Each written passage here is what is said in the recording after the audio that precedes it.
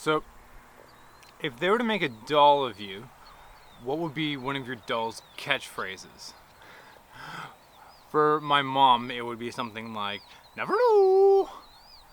We can go into some impersonations here. For Schwarzenegger, it might be, get in the chopper.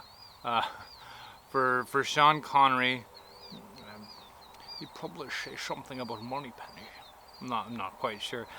Jim Carrey, though, I think his, if you were to have like a doll with a catchphrase, I don't know, like, let me know your favorite one is, but I would probably be like, alrighty then. Oh, that was bad. Jason Statham would be like, do you know what I mean? Christopher Walken, he would have some good ones too. I can't think of one off the top of my head. Rick Warren actually had a suggestion of what he would want his to be. He said if he were to have a doll that would have a catchphrase, he would want it to say, never waste a hurt. Which brings me to what we're doing. So I've recently finished going through 1 Corinthians. A logical next step would be to go through 2 Corinthians. So that's where we're at today. We're in 2 Corinthians chapter 1. And so I want to read verses 3 to 5.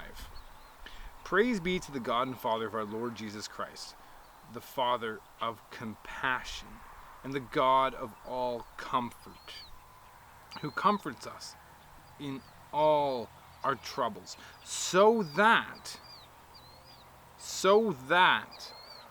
we can comfort those in any trouble with the comfort we ourselves have received from God. For just as the sufferings of Christ flow over into our lives, so also through Christ our comfort overflows. Amazing verses there. So let's talk about this progression. First thing we have is grief. We then move to relief, which causes us to have belief. And now we are able to release. So grief, something happens to you. Something negative is happening in your life to you. It's something negative comes around to your way. What we can do in this situation is ask, what is God doing? What we can do is we can see, because this door is closed or because this negative thing has happened, are there any positive things coming out of there? Is there anything good coming out? Is God doing anything behind the scenes? Is he active in your life? Is he caring for you? Because I promise you, he's caring for you.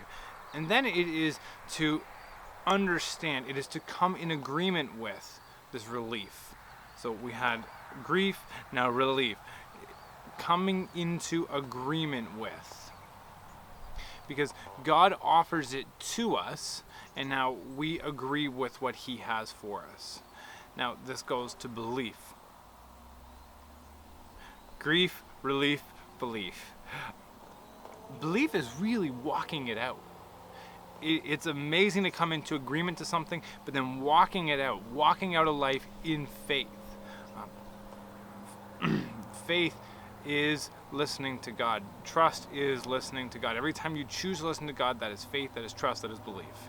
And then the really neat one that Paul brings up here is release.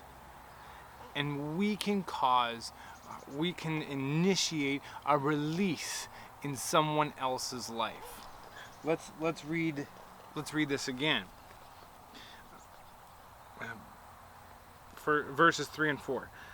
The Father of all compassion and the God of all comfort, especially verse 4, who comforts us in all our troubles, so that we can comfort those in any trouble with the comfort we ourselves have received. Now, Rick Warren's line here is to never waste a hurt. Because this has happened in your life, it doesn't mean that God caused it or that he wanted it to happen, but God can use it. And he can use your story in such a powerful way. Whether that is just having a conversation with someone who is presently struggling with what you're struggling with.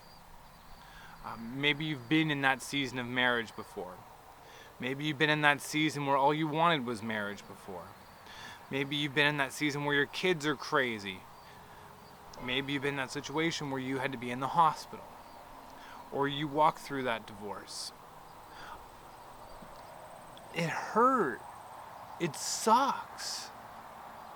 And it's okay to acknowledge that. And I understand, I truly do. I understand that it doesn't feel good to talk about it even now.